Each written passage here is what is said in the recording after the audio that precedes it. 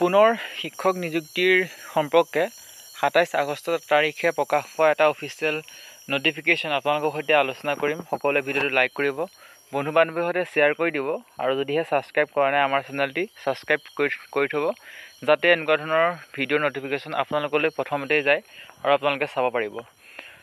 এই যিটো official advertisement শিক্ষক নিযুক্তিৰ, এই বিজ্ঞাপনটো আহিছে north Cachar Hills Autonomous council হাফলঙৰ ফালৰ পৰা। ইয়াৰ গোটেই টাৰ্মছ এণ্ড কণ্ডিশ্যনখিনি গোটেইখিনি আমি ষ্টেপ বাই ষ্টেপ আমি ডিছকাছ কৰিম। একেবাৰে শেষলৈকে চাই থাকিব। পে'বেক স্পীডটো বঢ়াই লওক যাতে ভিডিঅ'টো কম সময়তে শেষ হয়। দীঘলীয়া থাকিলে আপোনালোকে পে'বেক স্পীডটো বঢ়াই ল'ব পাৰে। প্ৰথম যিটো পেৰাগ্ৰাফৰ কিয়দাংশ যদি পঢ়ি দিওঁ আপোনালোকে শুনিব। In pursuance of the North Cachar Hills Autonomous Council Haflong approval no সিমান দিয়া আছে 19 August 2024। Application are hereby invited in standard application form as publish in the Assam gazetted from the intending and eligible candidates who are citizens of India and permanent residents of Assam for filling up of the following various categories of vacant posts of teachers in elementary education department, Dima Hasao district, as mentioned below in the scale of pay and other allowances as admissible under the rule as shown against the post. ক'ত কিমান post দিয়া আছে আৰু আপোনালোকৰ eligibility, যদিহে আপোনালোকৰ eligible হয় তেতিয়াহ'লে আপোনালোকে ইয়াত এপ্লাই কৰিব পাৰিব। ক'ত কিমান পোষ্ট আছে আৰু কেনেদৰে এপ্লাই কৰিব সেই সকলোখিনি কথা আলোচনা কৰিম। প্ৰথমতে যিটো পোষ্ট দিয়া আছে সেই পোষ্টটো দিয়া আছে এছিষ্টেণ্ট টিচাৰ ছায়েন্স UP, আৰু ইয়াত পোষ্টৰ সংখ্যা হৈছে 10টা। ইয়াত মিনিমাম এডুকেশ্যনেল কোৱালিফিকেশ্যন যদিহে চায় তেতিয়াহ'লে দেখিব যে BSc royal from any UGC recognize university and 2 years diploma in elementary education, bachelor of elementary education candidates must be upper primary special TET, Assam TET, central TET qualified. কি কৈছে সেয়া হয়তো আপোনালোকে বুজি পাইছে। ছেকেণ্ড যিটো পদ আছে তাত বেছিকৈ পোষ্ট আছে এছিষ্টেণ্ট টিচাৰ ইণ্টাৰমিডিয়েট, আৰু ইয়াত যিটো পোষ্ট আছে 97টা। Graduate of higher from any UGC recognize university and 2 year diploma in elementary education, bachelor of elementary education candidates must be upper primary special TET, Assam TET, central TET qualified. Next যিটো 3 number post আছে সেইটো Assamese language teacher intermediate দিয়া আছে, আৰু ইয়াতো সেই একেই qualification লাগে। Graduate from any recognize university with Assamese as one of the subject and 2 year diploma in elementary education. সেয়া হয়তো আপোনালোকে গম পাইছে। চবতকৈ এটা ডাঙৰ কথাটো আমি আলোচনা কৰিম আৰু তাৰপাছত আপোনালোকে নিজে সিদ্ধান্ত ল'ব ইয়াত আপোনালোকে এপ্লাই কৰিব নে নকৰে। ইয়াত হিন্দী পোষ্টটো আছে, ইয়াত 22টা পোষ্ট আছে।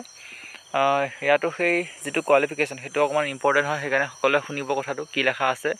Praveen Ratna in Hindi from any recognize university and BA with Hindi as one of the subject,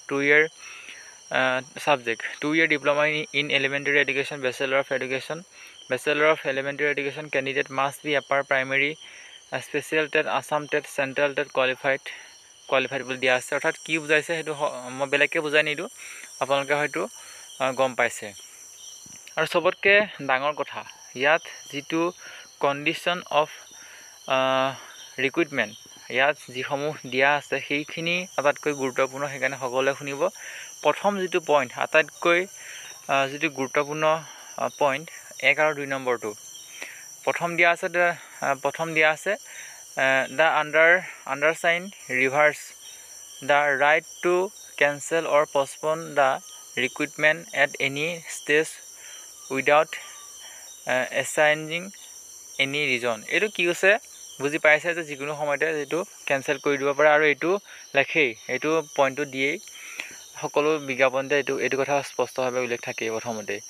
2 নম্বৰটো আটাইতকৈ গুৰুত্বপূৰ্ণ। The local candidates will be given preference as per government circular নং ইমান, অৰ্থাৎ লোকেল কেণ্ডিডেটক কি দিব, প্ৰিফাৰেঞ্চ দিব। আৰু আপোনালোকে ইয়াৰ পৰা সিদ্ধান্ত ল'ব যে আপোনালোকে এপ্লাই কৰিব নে নকৰে। ইয়াত কিন্তু সকলো কাৰণে এপ্লাই কৰিবলৈ সুবিধা দিছে, কিন্তু 2 নম্বৰ পইণ্টটো কি বুজাইছে সেয়া হয়তো সকলোৱে গম পায়। আৰু 3 নম্বৰ যিটো পইণ্ট সেইটো টেট, টেট, টেট সকলোখিনি যিকোনো এটা পাছ কৰিব লাগিব আপাৰ প্ৰাইমেৰী স্কুলত আপোনালোকে এপ্লাই কৰিবৰ কাৰণে। আৰু বাকীকেইটা পইণ্ট আপোনালোকে ইমান গুৰুত্বপূৰ্ণ নহয়, ইমান আচলতে গুৰুত্বপূৰ্ণ নহয়। যিটো পইণ্ট গুৰুত্বপূৰ্ণ সেইটো আমি আলোচনা কৰিলোঁ। 7 নম্বৰ দিয়া আছে, এই candidate can apply only one post against one particular TET C TET for UPS teacher. অৰ্থাৎ যিকোনো এখন চাৰ্টিফিকেট দি আপোনালোকে এপ্লাই কৰিব পাৰিব। যদিহে আপোনালোকৰ 2খন চাৰ্টিফিকেট আছে, 3খন চাৰ্টিফিকেট আছে টেট পাছ কৰা, তেতিয়াহ'লে আপোনালোকে এপ্লাই কৰিব নোৱাৰিব। চবতকৈ ডাঙৰ কথা এইটোৱেই ইয়াত আছে যে কেতিয়াৰ পৰা অনলাইন হ'ব, কেতিয়াৰ পৰা ইয়াৰ যিটো এপ্লিকেশ্যন কেতিয়াৰ পৰা ল'ব সেইটো দিয়া আছে। 1 নম্বৰত যিটো পইণ্ট দিয়া আছে সেইটো আমি আলোচনা কৰিম। The candidate should apply in duly fill up prescribed form of application along with all self-attested certificate testimonial to the office of the undersigned। অৰ্থাৎ আপোনালোকে বাই পোষ্টত ইয়াত এপ্লাই কৰিব লাগিব। 2 ছেপ্টেম্বৰৰ পৰা 13 ছেপ্টেম্বৰলৈকে ইয়াত অনলাইন এপ্লাই হ'ব। আৰু যিটো এড্ৰেছ দিয়া আছে deputy inspector of school Dima Hasao, হাফলঙত আপোনালোকে এপ্লাই কৰিব লাগিব। আৰু কি লাগিব আপোনালোকে সেয়া দিব লাগিব। 4 নম্বৰ যিটো point, autonomous council Dima Hasao, court fee, stamp of rest 10 টকাত আপোনালোকে চালান কাটিব লাগিব। এটা টিকেট লগাব লাগিব। আৰু আপোনালোকে বাকীকেইটা কি লাগিব সেইটো পঢ়ি লওক। মই ইম্পৰ্টেণ্ট যিকেইটা পইণ্ট সেই পইণ্টকেইটা আলোচনা কৰিছোঁ। 6-7ৰ পৰা ধৰি আপোনালোকৰ যিটো 14 নম্বৰ সেই 14 নম্বৰলৈকে দিয়া আছে গোটেইকেইটা টাৰ্মছ এণ্ড কণ্ডিশ্যন, সকলোখিনি আপোনালোকে পঢ়ি ল'ব। আৰু এতিয়া মূল কথাটো এইটোৱে যে আপোনালোকে নিজে সিদ্ধান্ত ল'ব আপোনালোকে এপ্লাই কৰিব নে নকৰে। ইয়াৰ এইটো PDF-টো যিটো অফিচিয়েল ন'টিচ হয়, PDF-টো আপোনালোকক যদি লাগে কমেণ্ট কৰিব, আপোনালোকক প্ৰভাইড কৰা হ'ব এইটো PDF। আৰু পুনৰবাৰ আপোনালোকক স্ক্ৰল কৰি দেখাইছোঁ, আপোনালোকে চাই ল'ব, স্ক্ৰীনশ্বট মাৰি ল'ব যদিহে আপোনালোকৰ কিবা ইম্পৰ্টেণ্ট পইণ্ট পঢ়িবলগীয়া আছে। থুলমূলকৈ আলোচনা কৰিলোঁ। ভিডিঅ'টো লাইক কৰি আপোনালোকৰ বন্ধু বান্ধৱীৰ সৈতে শ্বেয়াৰ কৰি দিব। পুনৰবাৰ লগ পাম, ধন্যবাদ।